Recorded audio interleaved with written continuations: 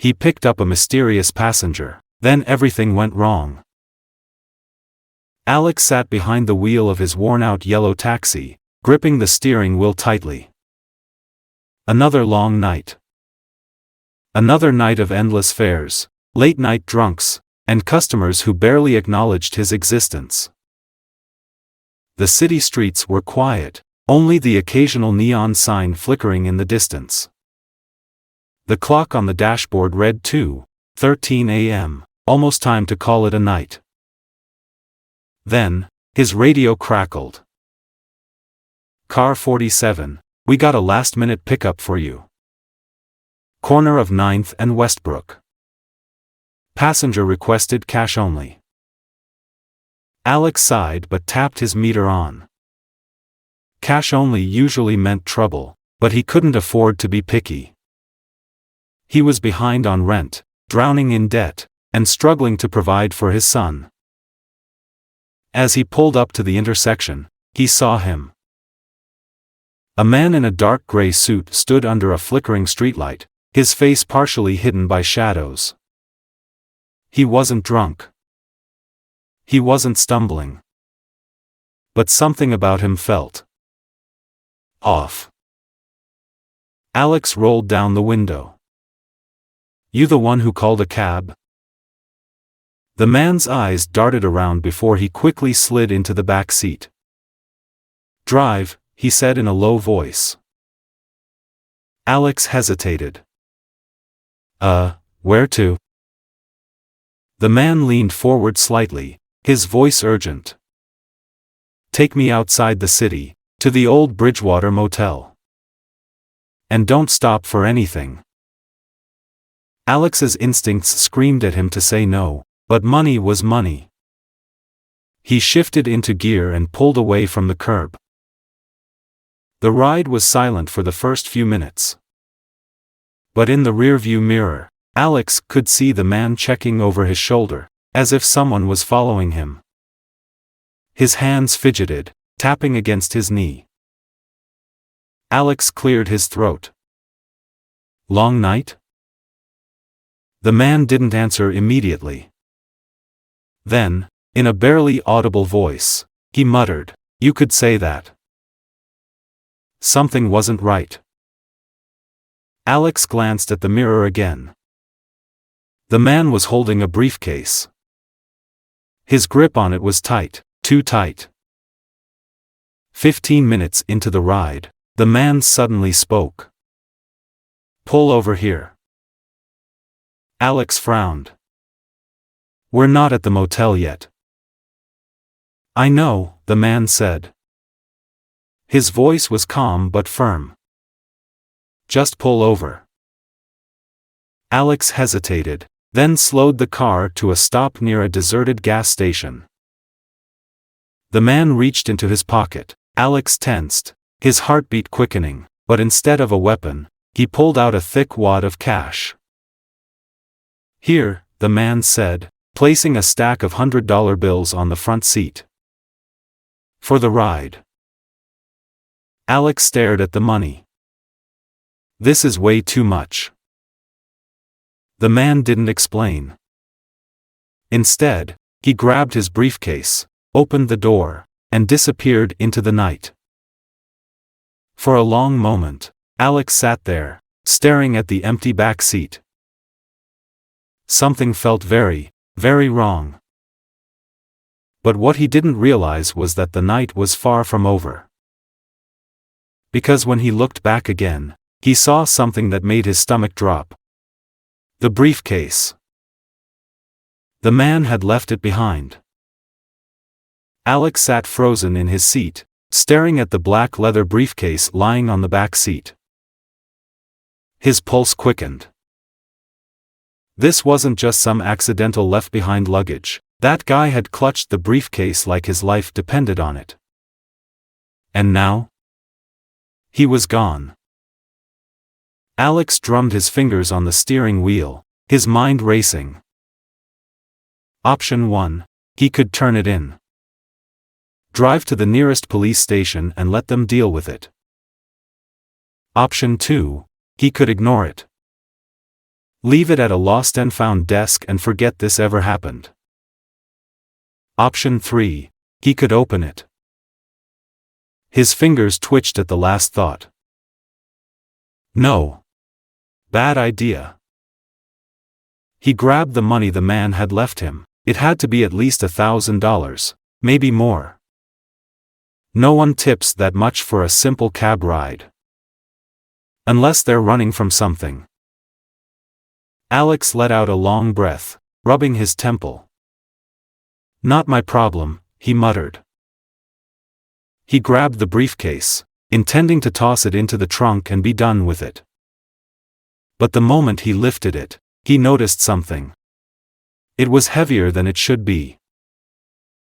A lot heavier. His curiosity got the better of him. He hesitated, then slowly unzipped a small side pocket. Inside, his fingers brushed against something cold. Metal. His stomach twisted.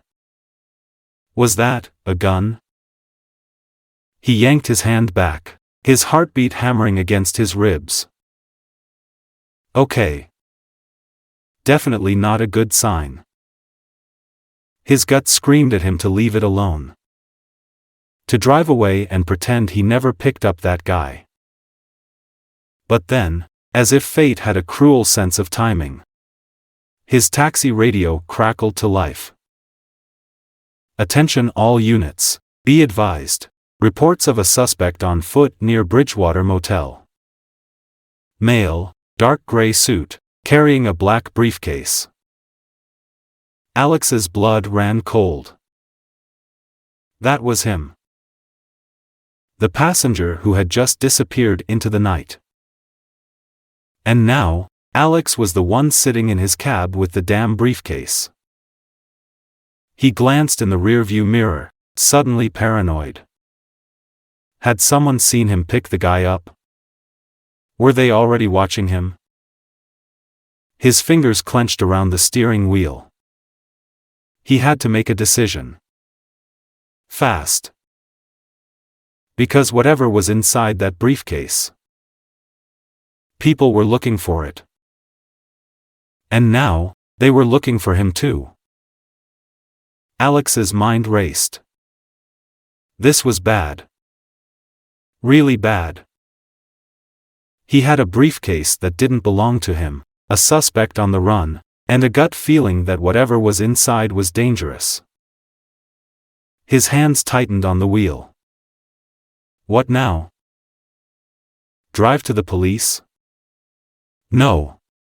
If they found this in his car, they'd assume he was involved. Leave it somewhere? Too risky. What if someone saw him dumping it? Open it? That was the worst idea of all, but it was the one he couldn't shake. His breath was uneven as he reached for the briefcase again. The weight of it felt heavier now, like a decision he couldn't take back. He hesitated for a long second. Then, with shaky fingers, he unclasped the locks and slowly lifted the lid. What he saw inside made his blood turn to ice. Stacks of crisp $100 bills. Neatly bundled, packed tight, more money than Alex had ever seen in his entire life. Easily over $1 million. But that wasn't the worst part. Tucked between the stacks of cash was a single manila envelope. Alex swallowed hard and picked it up. His name was scrawled on the front. His name. His hands trembled as he ripped it open and pulled out the contents, a photograph and a note. The photo made his stomach drop. It was of his son, Danny. A shot of him playing outside their apartment complex, taken from a distance. Someone had been watching him. His breath came out in short gasps. His world started tilting. Then he unfolded the note. If you want to see your son again, bring the money. No cops. Alex's vision blurred. This wasn't about a runaway passenger. This wasn't about lost money. This was a setup. And now? They had his son. 30 minutes later, the first call.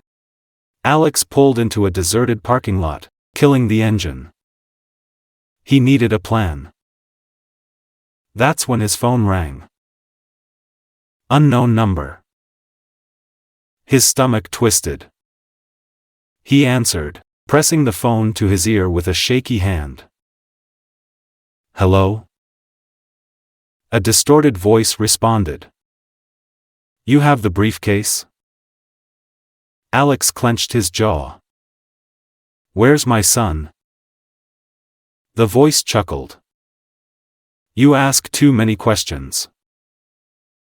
Alex's grip tightened around the phone. If you hurt him, I swear to God.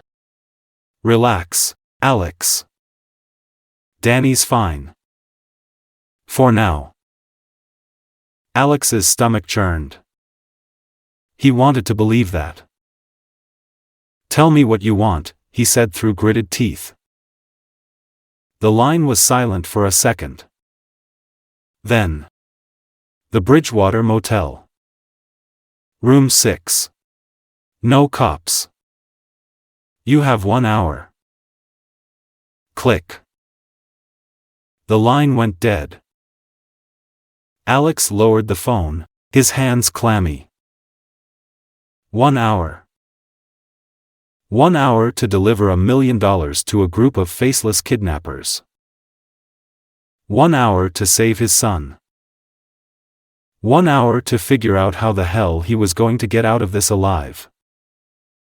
Alex's foot slammed on the gas pedal, his taxi speeding through the empty streets toward the Bridgewater Motel. His heart pounded in his chest. 1 hour. That's all he had to deliver the briefcase, or risk never seeing his son again. He glanced at the money sitting in the passenger seat, the weight of the briefcase feeling heavier than ever. This wasn't just a drop-off, it was a setup. And if he walked in blind, he wouldn't be walking out. He needed a plan. Just as the neon sign of the Bridgewater Motel came into view, his phone rang again. Unknown number. He gritted his teeth and answered. You're almost here, the voice said, satisfied. Alex tightened his grip on the wheel. I need to hear my son's voice. Silence. Then, a few muffled noises, and finally, a small, shaky voice. Dad? Alex's breath hitched. Danny. Are you okay? I'm scared, Danny whimpered. Alex felt his blood boil. If you touch him, I swear. Click. The call cut off. His hands shook with rage. Enough. He wasn't going in unprepared. He made a sharp turn away from the motel, pulling into a dark alley nearby. He threw open the glove compartment, grabbed his old wrench, and tucked it under his jacket. If they thought he was just going to hand over the money and walk away empty-handed, they had another thing coming. 15 left, the drop-off. Alex pulled into the motel parking lot, his headlights casting long shadows across the cracked pavement. The place was a dump, flickering lights, broken windows, and the kind of silence that made your skin crawl. He parked in front of room 6, his hands sweating as he grabbed the briefcase. Before he could step out, the door creaked open. A man in a black hoodie stood there, face obscured, motioning for him to come in. Alex's heart pounded. One shot. One chance. He stepped inside.